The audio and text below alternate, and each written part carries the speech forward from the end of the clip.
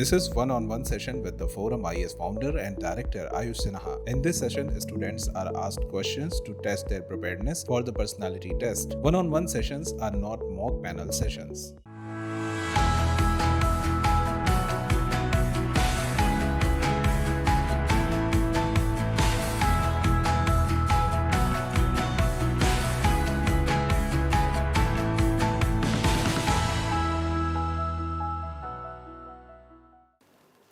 May I come in, sir? Yes, sir.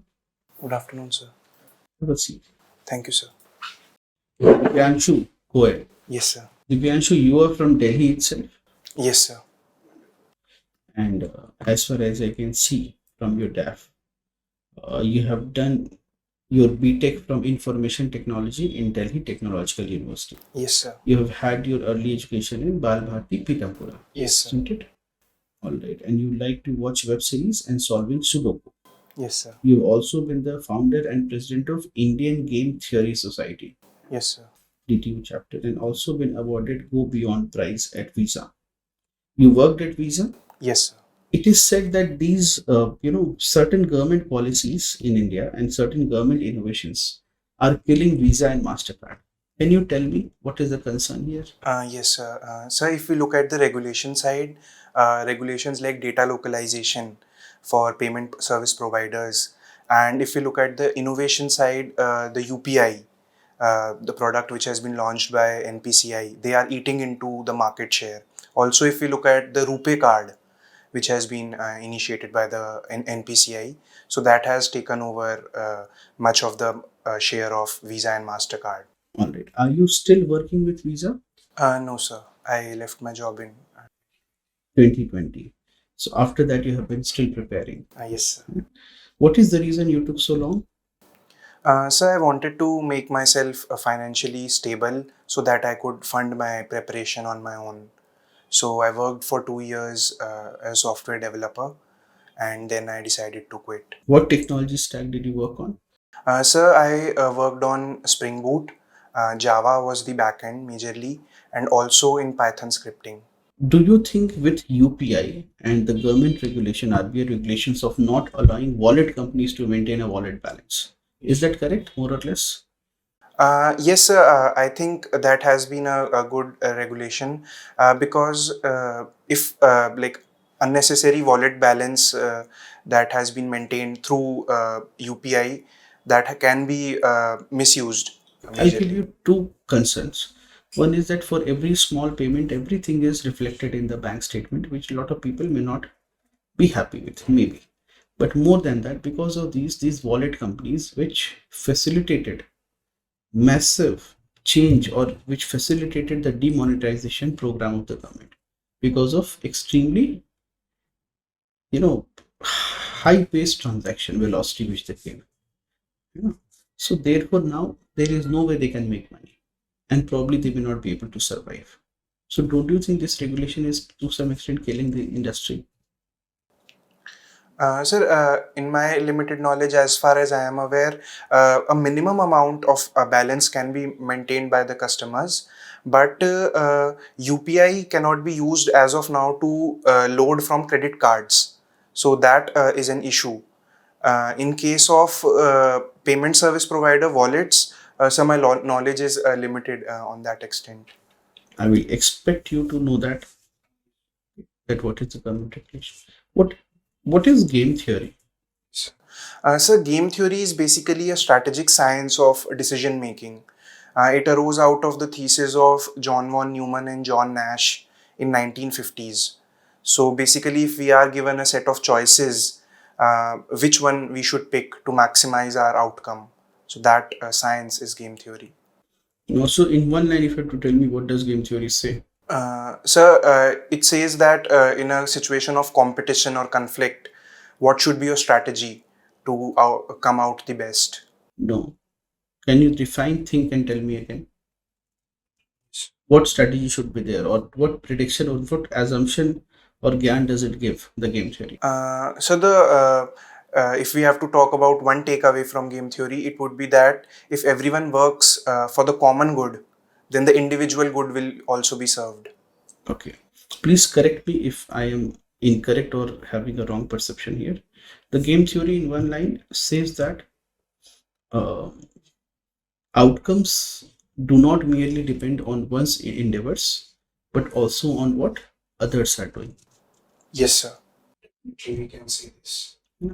Not because I'm in this position, but I'm genuinely wanting to. This is what I know of the game theory. Yes, sir. So then why you are not saying this? Yes, sir. Game theory is used to explain why there is arms race. Arms race, yes. That while India does not need nuclear weapons, we need it because others have it. Right? So therefore it completely changes our priorities. Game theory at play. In game theory, there is a very common question that two people have been arrested for a crime, and they have said that if they help fix the other person, they will be let go or they will be given a lesser punishment. So they have a choice. But if the other person becomes a witness, then they'll be facing the full punishment, double the punishment, and the other person will be let go. If you were one of these prisoners, what would you do? Sir, if I am one of these prisoners, the safest choice would be to basically confess the crime, because I am not sure what my other partner would do. If he confesses and I don't, I would be in trouble. I would get more jail term. So in absence of communication with the other partner, it is better that I confess. Tell me, what do you like about the new education policy? Yes, sir.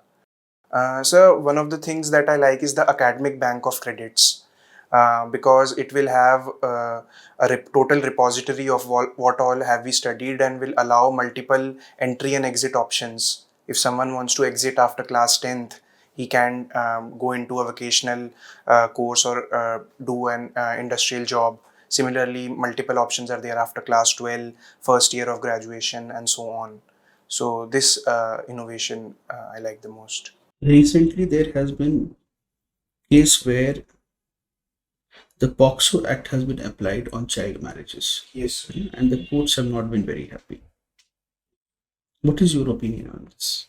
So this happened in Assam, and I think the government applied this because for people who were under the age of 14, and after child marriage they were subjected to. So my opinion is that uh, if such a law is applied, uh, only the letter of the law should not be followed, but it should be followed in spirit. So PCMA, Prevention of Child Marriage Act, would have been a better option in this case. Right. Delhi is sometimes called as the rape capital of the country. What is your opinion on this? So it is unfortunate that we have incidences against women, but to label a city like this, that to the capital city, in my opinion, is not correct. Delhi has more awareness and more reporting of crime, and that we should do everything in our capacity to reduce crime against women, but labeling a city as rape capital is not justified. What is the reason behind the high crime rate in Delhi, according to you? Sir, I think there are certain deficiencies in the criminal justice system. For example, if we look at the NCRB report of 2021, it says that Delhi police has a conviction rate of less than 6% for crime against women. No, in Delhi, I'm asking, my question is, what is the reason that crime rate in Delhi is high? Crime rate? In Delhi? Yes, sir. There is no deterrence factor because of the lower conviction rate. So conviction rate in Delhi is lower than the rest of the world, yes, rest of the country. Yes, sir. So people, do they see the conviction rate before committing a crime? Sir, like they know that if they get into a crime, they will get easily. They would not be convicted by courts. They would easily get out free. So, but they also know that Delhi police will easily catch them compared to state police. State police. That is not the reason. Think and tell me, what is the reason that crimes remain high in Delhi? So one reason is that Delhi is a multicultural city, so a lot of people come in from various places, and there is a lot of inequality in Delhi, wealth inequality. So at once we have like the super rich living in some part, and the other area we have slums. So that creates some cause of disharmony between people. So that pushes them towards crime. Does it also have something to do with the geographical location or the political location of Delhi? Yes, sir, as Delhi is the seat of power, so a lot of uh, a mobilization of personnel happens through Delhi. So a lot of criminal elements might get into Tell this. me how air pollution in Delhi is linked to the Green Revolution. So Green Revolution basically focused on sowing of wheat and rice in parts of Punjab and Haryana. One of the major causes of air pollution in Delhi is stubble burning. And stubble burning happens in the month of October when the kharif crop has to be removed, the rice crop has to be removed, and quickly the rabi wheat has to be sown. So there is a very short duration during that time. And during Green Revolution, since then, the most appropriate way of clearing the fields has been burning them. So that has caused pollution in Delhi. Tell me again why they are burning stubble. To clear away the field for next harvest. Why do they need to do this? Hannah, why do they need to? The farmers, in their defense, say that we don't have time. Yes. Why do they not have the time limit? Because as per as my limited knowledge, the wheat crop, the rabi crop, has to be sown in November first week, and the last this rice paddy crop is harvested by mid-October. So there is a certain delay. Some Yes, people sir. say. Why is this delay happening in the harvesting? Sir, exactly I'm not sure, because maybe because of delayed monsoons or Why delayed monsoon is leading to late? There is a government policy in place. Are you aware of it? For necessarily delaying the sowing. So delay is happening in harvesting because there is delay in sowing. Why is there delay in sowing? sorry sir, I'm not aware. What web series do you watch? Sir, I've seen The Office, Panchayat, and Daily Crime, basically which are related to India in some way, or like comedy, like satirical web series. So you watch this. What is a rom-com, sitcom? I hear these so many terms. Young people say this. Just what do they stand for? Yes, sir. So rom-com stands for romantic comedy. So any web series or any movie for that matter, which has an element of romance and comedy, can be titled rom-com. Sitcom is basically much like a daily soap opera, where day-to-day life of an individual is shown, or a scenario is shown on a. If there are 5 days in a week, it will appear. It will have 5 episodes. So a sitcom is like that. Which is your favorite web series?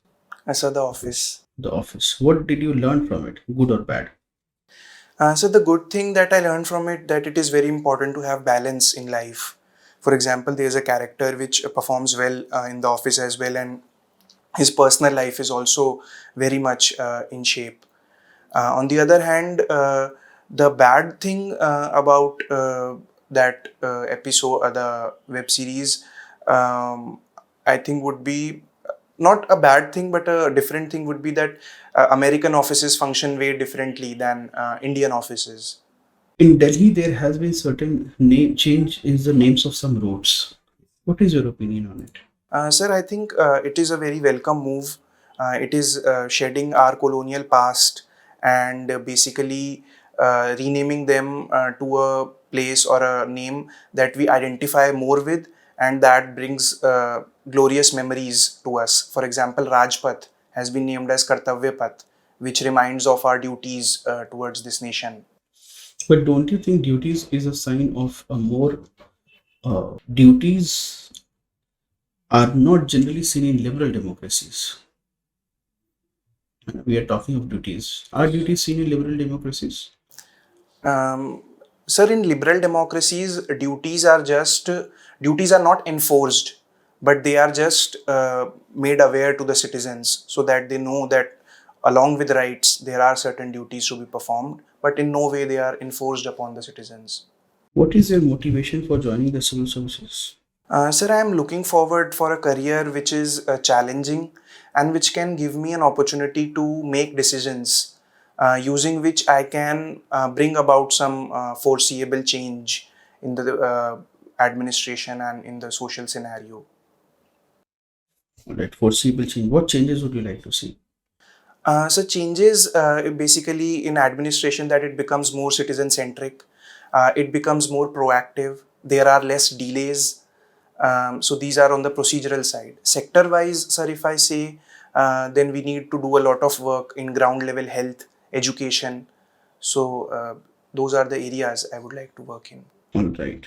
What steps can be taken to improve citizen services according to you? Yes, sir. So firstly, I think use of technology to deliver them services directly at their doorstep. If there is in rural areas a digital divide where people are not... Divyanshu, one last question. Yes, sir. The government came up with e-governance long back. Yes, sir. And it had limited success to the extent of being a failure. Yes, sir. All right.